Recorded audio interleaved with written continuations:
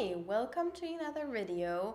I'm not too sure if I mentioned it already in the past, but I'm not at home. I'm in Spain right now, and I brought some perfumes with me, mostly travel sizes, and I also bought one perfumist, one fragrance here.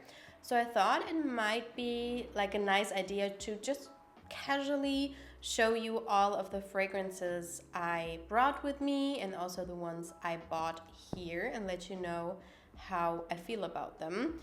And I will try to keep it short and sweet, but you know I'm not very good at that. So let's start. I have all of them in this pouch here, and I just brought perfumes I wanted to check out again. Like, I tested them out again, and perfumes I tested out but I was not too sure of, or I bought and then the season wasn't right. Perfumes that remind me of springtime, because here spring has sprung. The first one is Floral Street Sweet Almond Blossom, which is a beautiful, stunning looking perfume bottle. Alone for that reason, I think I have to get it. But you can see I got it, tested it out, I think once, and then I brought it here because it just wasn't the season when I got it. And here it's like the perfect weather for this perfume. So as you can see, I almost went through half of it, and I have to agree with a lot of people. This does not smell like I thought it would smell like. I thought it was going to be like a sweet almond floral perfume. There is not even almond anything in here. I mean, at least it's not listed. So that is very, very funny to me. This has the main accords of sweet gourmand, citrus, fruity, and floral, with notes of passion fruit, vanilla, orange, mandarin orange, tonka bean, apple blossom, heliotrope matcha, which is the reason why I got it, pink pomelo, and sandalwood. And when I tested it out for the first time, I was so confused because this is so fruity and sweet and like a happy, fun, very young fragrance, and it just doesn't match the name or the aesthetics in my opinion. But I was just very unsure. And then I thought, I think it would be like a very nice perfume here. And it's so perfect because this is such a sunny fragrance. And I wore it once, I wore it twice here. And then I thought, this reminds me of something. And this reminds me so much of Maud Blush by Ariana Grande, which is quite a cheapie, I would say. Not as cheap as other perfumes, but you get the idea. It's very similar on my skin, at least. Both of them are such easy, fruity, creamy perfumes that just make me happy. It's like a happy perfume. I do get a passion fruit note, which is so exciting because I see notes like that, like dragon fruit and passion fruit and whatever, and you don't really get it. I mean, they are very difficult to taste as well. Like, a lot of times I buy a passion fruit and it's not very full of taste, if you know what I mean. But this is like packed with a very almost sour passion fruit note, and then it's so creamy from the vanilla, from the tonka bean. And it has this freshness from the mandarin orange, definitely. Apple blossom, I think I get because it is quite floral. Matcha, unfortunately, is not something I detect in here. But it's so, so nice. And a lot of people say it reminds them of Eden Juicy Apple by Kayali. I have to agree because the other one, the Kayali one, has lychee. And this is also, and I think blackcurrant, yeah, blackcurrant and grapefruit. So it's very sour, very fruity, very happy. It's very sweet. There is vanilla blossom in here as well. And the Kayali one has a lot of florals in there as well. So they are quite similar. I think the Kayali one is a little bit more woody and synthetic. This one is a little bit more juicy and almost creamy. It reminds me more of Matte Blush than Eden Juicy Apple on my skin at least, but all of them are in the same family. Unfortunately, none of them have a beastly performance on me at all. I have to spray this very liberally and then I get a couple of hours, but that is it. This is Black Tie by Celine, and I've talked to you so much about my love and adoration for Celine perfumes. So this is sweet, powdery, creamy, woody and spicy with notes of vanilla, orris butter, cedar, musk and tree moss. And this is definitely a unisex scent for sure. And if you like scents like Dior Homme, the original, which was a buttery, warm, vanilla-y iris scent that was targeted towards men, but in my opinion is very unisex, you will love this. Also, it reminds me of Maison Crivelli Iris Malikan. It's in the same family. This is just not as loud. It's a little bit more subdued, a little bit more like buttery and creamy. And it's one of the few powdery scents which I do like, because powdery scents to me lean classic a lot of times, and then it's just too much for me and I want something a little bit more fun and easy to wear.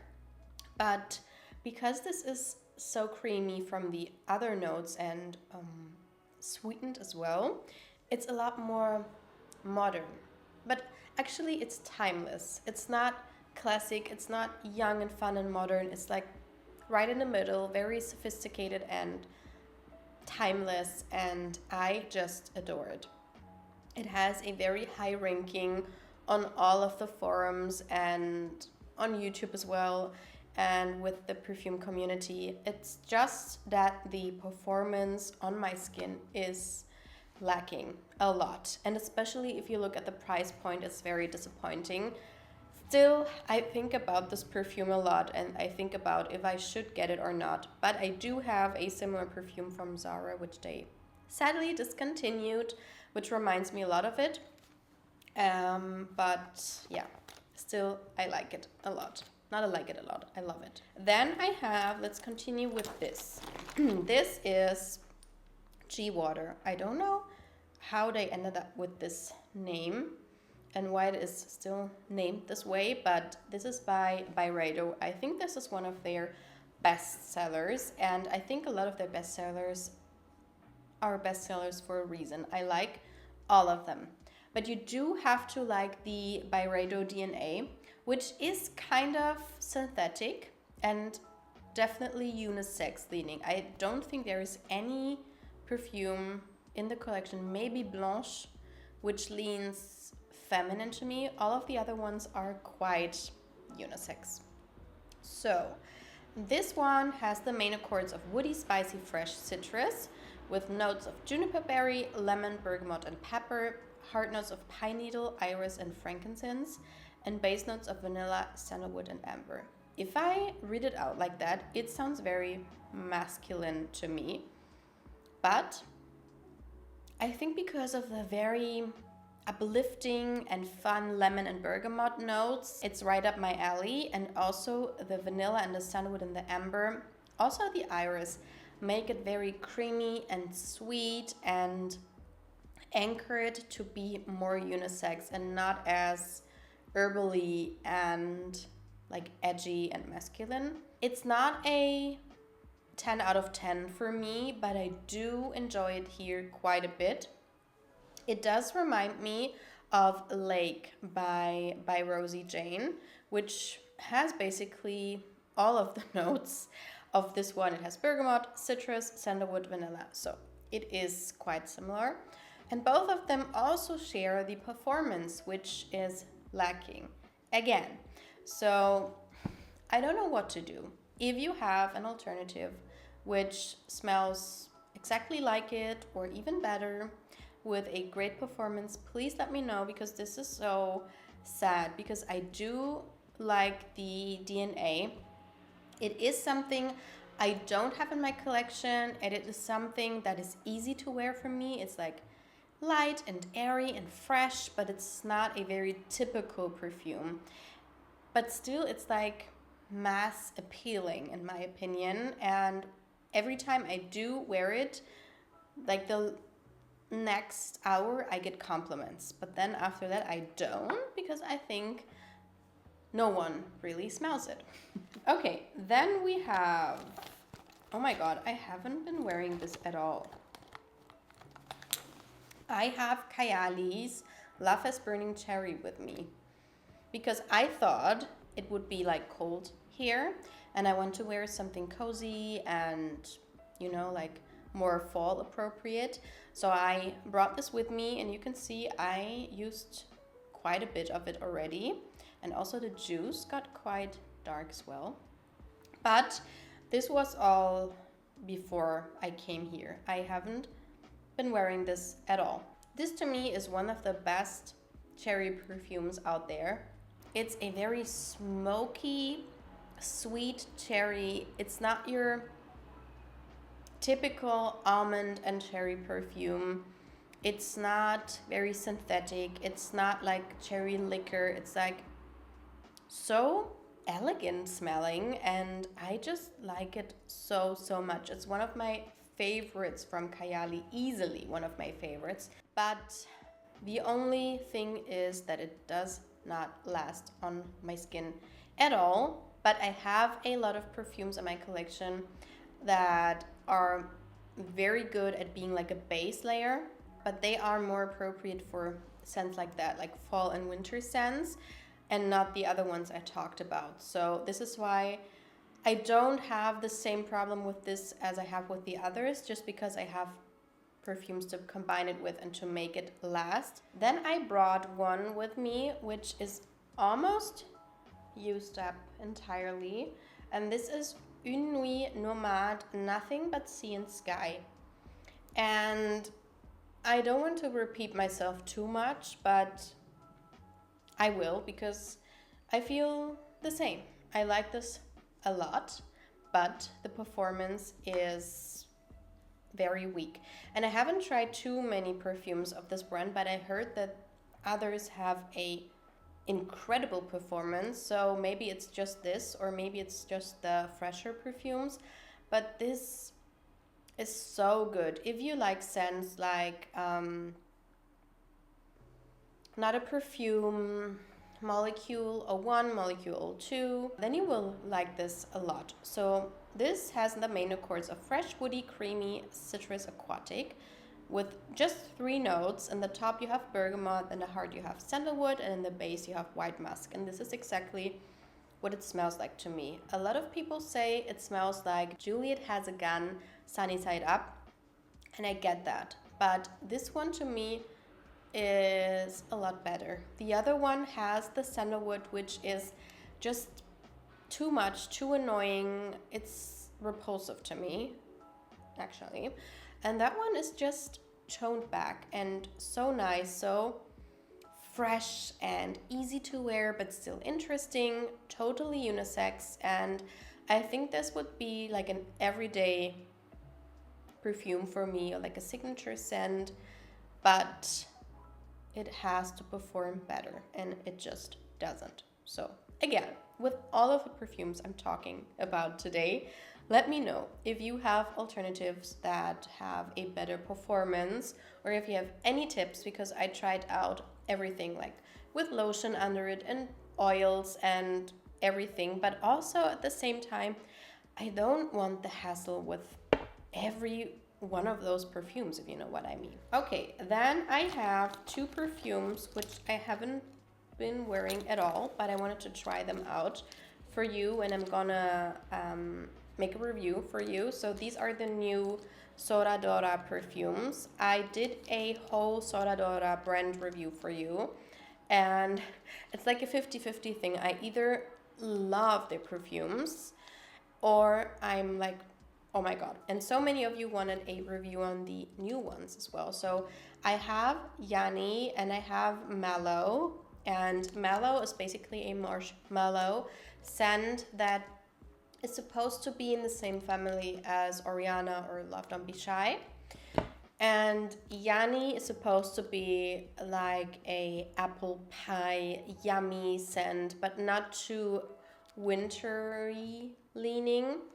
And yeah, I'm going to test them out in the next couple of days, and then I will let you know how I feel about them on my skin and the performance and everything, if I think they are worth the price point. Then I have 3 perfumes which I have been wearing quite a lot, especially on those days where it was a little bit more colder and more appropriate to wear them, because I filmed videos on all 3 of those perfumes. So the first one is from Lattafa. It's called Khamrah Qahwa, and it's their newest flanker to the Khamrah range. And I don't want to say too much, but I enjoy it. I enjoy it a lot. But the performance, what? Like, Lattafa perfumes are usually, on my skin at least, quite loud and have a good performance. And this, maybe it's not the season for it, I'm not too sure. Or it's too new, I have no idea. But, oh my god. Okay, I dropped it. But that one does not have a good performance on me. After 1.5 hours, I cannot smell it around me. On my skin, I do detect it after like 4 to 5 hours, but after that, it's gone, which is rare, as I said, for Lattafa perfumes for me. Then I have the new Yves Saint Laurent Black Opium Over Red perfume. And I said in the video I'm not too sure about it, and you have to watch the video to see all of the details, but this is a new flanker to the Black Opium line, which is a line that is quite difficult for me. But Black Opium is basically a floral, fruity perfume with a very deep base and coffee in there. I love this addition, the cherry blossom, creamy cherry blossom note, but I didn't really wear it that much to say I'm gonna get a bottle or not. I have to have my colder days and wear it more and more to see if this is gonna be my Black Opium. And then this one is Amore Caffè by Mancera, which is also a new release. All of those were. And this is such a nice perfume. It's so good. It reminds me of some other perfumes, but still I get a very distinct coffee note, which I always crave. I'm always on the lookout for the perfect coffee scent for me, and a lot of times it's too masculine or it's far too sweet for me, and this one sits right in the middle. So just because it reminds me of a lot of other perfumes that I actually do have in my collection, I'm not too sure if I'm gonna get a bottle, but I like it. I like it a lot. And those other perfumes I don't think have a coffee note, or not as strong at least. So that one I'm probably gonna get a full bottle of. Okay, so this one I brought with me because of the magnolias. I am in love with the note of magnolia. And this one is one I haven't been wearing here. So this is the main accords of sweet floral, fresh, creamy, and citrus, with notes of cotton candy, magnolia, vanilla, and yuzu. Oh my god, all of those notes sound incredible. And it is a very beautiful perfume. I love to smell it from the bottle. It reminds me of Sergio Casamorati's Gran Ballo. Also, that one and this one remind me of Juicy Couture's, what is it called? Gold, I think. But that one is so much more synthetic, so much more cloying, and I cannot get myself to wear it. The Gran Ballo I do wear, and I think that one is even a little bit more nice, but they are to me quite similar. This is if you like cotton candy scents, you have to get this one. This is cotton candy, but it's freshened with this beautiful yuzu note, and then you have the creamy vanilla, and you can get a magnolia note. And it's almost like, it's like a candied magnolia, like candied violets. It's like a candied magnolia because of the cotton candy. It's so nice. It's so nice. I think I'm gonna wear it today, actually. Yeah. As I said, when I smell it like that, it's like a 10 out of 10 for me, but on my skin, it leans a little bit like pungent, but the funny thing is the performance is not the best. So this is not a very long-lasting perfume. Doesn't have the greatest sillage on others, but I smell it a lot, and I smell something very like strong. Then I have 3 perfumes that I bought here. So I did a whole video on this fragrance mist. This is Sol de Janeiro's 59, which is a vanilla orchid, sugared violet, and sheer sandalwood scent. And as you can see, I have been wearing so much. And also because so many of those perfumes lack in performance, I almost have been wearing this every single day as a base layer. And then I put this on top, or I put whatever, this on top. And it works with basically all of those perfumes. But I do like it on its own as well. So to me, you have to like sandalwood to like this perfume. Then I got Narciso Rodriguez for her Pure Musk, which comes in a white bottle, and I have tested it out in the past. I thought of my mom immediately because she likes those floral, clean perfumes. But when I got here, it was so warm that I craved something clean and fresh smelling. So I went to Sephora, and they didn't have a lot of travel sizes, but they had this one, and I remembered this being like very fresh and like sophisticated and clean smelling. So I just got it, but it's on my skin, at least not like what I remember. So this has main accords of floral, creamy, fresh, powdery, with notes of musk, cashmere, jasmine, orange blossom, and ylang ylang.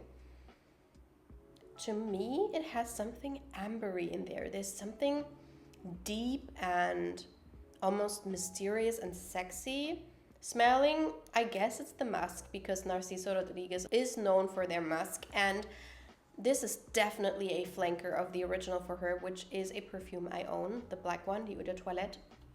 And it's like basically like the Eau de Toilette for me, but more fresh, more sophisticated, more appropriate for an everyday kind of wear, but still very sexy and musky and deep. So when I sprayed it for the first time in stores, I didn't get the association with the For Her line. It just smelled clean and fresh to me. And now, and on my skin, as I said, it's a lot more sexy and almost like ambery, which is the reason I don't wear it as much as I thought I would, because I don't know, I crave something like this more in this kind of weather. Okay, then we have a small sample which I got when I visited a perfumery, and this is Prada Paradoxe, but this is the Eau de Parfum Intense.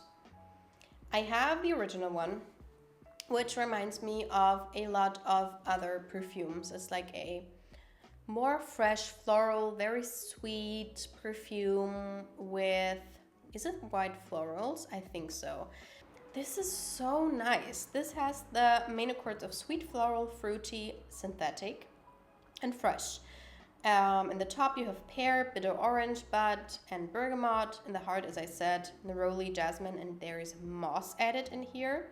And in the base you have ambrofix, moss cologne, serenolide, and vanilla. So a lot of synthetic notes. But to me, this reminds me so much of perfumes like my beloved Carolina Herrera's Good Girl Blush, or even Hibiscus Mahajad or Signature by Mont Blanc. This creamy, not white floral, but like more yellow floral scent or rosy scent. That's also quite fruity with a very creamy, sweet vanilla base. But it's a little bit more floral than the other ones. I do get the jasmine and the neroli, but mixed up with those other perfumes, it's just so nice. And I sprayed it on a tissue and I laid it down somewhere, went out, came back, and I was like, what is this smell? I was mesmerized. So I'm quite sure that I'm gonna get the full bottle of this. I'm so impressed, and this tells me, like, especially also with the Carolina Herrera, the original one, I don't like on my skin. But the Good Girl blush and also a lot of the other flankers I do enjoy. And same goes with this. Like, I thought, okay, this is like a tuberose jasmine line. It's not gonna be for me. But then I saw this, I tested it out, and I fell in love. So this is what I love about perfume. But I did remember I also brought 2 full bottles with me. One I have been wearing quite a lot, one just occasionally. So this is Black Sugar by Korres, and these 2 are cousins. When I first sprayed this, I was like, it reminds me of something, and I had this one with me. Maybe it was even my scent of the day, and these are so similar. This is called Black Sugar, but it doesn't smell like black sugar. It's not like very sweet or smoky or gourmand. It's more like a powdery, slightly sweetened floral scent. This one is the more young, fun, more sweet and creamy version of it. But this one has a better performance, and Korres perfumes also have a very nice price point. And then I also brought Midnight Dahlia with me, which is a perfume with the top notes of lychee, dahlia, and bergamot, heart notes of peony, cedarwood, and raspberry, and base notes of patchouli, gourmand, and amber. And these 2 are in the same family as well. This reminds me so much of For Her by Narciso Rodriguez, but like a flanker of it, because you have this very juicy, sour lychee in the top with the bergamot and also the raspberry, making it quite fruity and a little bit more fun and not as serious as the For Her. And this one, as I said, has the DNA as well. So I get like a amber base in both of those, but this one leans a little bit more clean and fresh and doesn't have anything fruity in here. And this one is just a little bit more sexy, but then is also like fun and playful because of the fruits. So yeah, I like this one a lot. So these were all of the perfumes I brought with me or I bought here. I hope this was a fun and interesting video for you.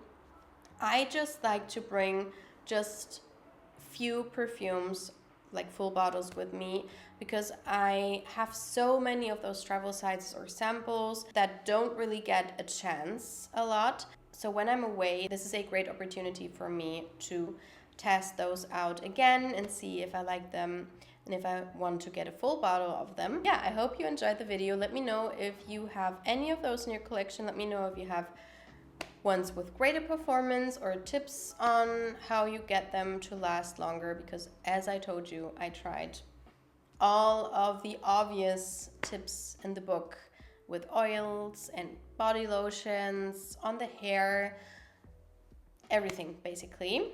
Yeah, so see you in my next video. Bye.